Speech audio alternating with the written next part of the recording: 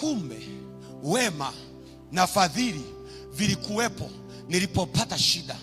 Kumbe wema na fadhili vilikuwepo nilipoachika kwenye ule mji. Kumbe wema na fadhili vimekuwa vikinifuata siku zote tangu tumboni. Daudi anasema nilipozaliwa, mimba ilipotungwa, wema na fadhili vimekuwa vikinifuata. Nami ombi langu mchana wa leo, watu wa Betheli, wema na fadhili vilivyokuwa vikikufuata mpaka vimesababisha umetoboa uko 26, viendelee kukufuata maisha yako yote. Wema na fadhili vimekuwa vikifanyaje?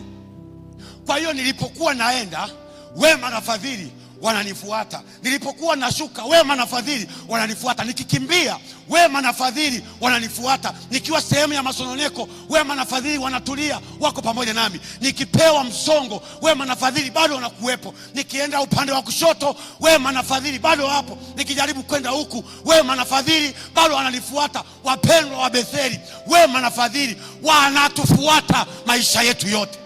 Tangu umezaliwa, wema na fadhili alikuwepo. Ulipopitia msongo, wema na fadhili alikuwepo. Ulipokuwa na furaha, wema na fadhili alikuwepo. Hauna haja ya kuogopa. 2026, wema na fadhili vitakufuata siku zote. Nami nitakaa nyumbani mwa Bwana.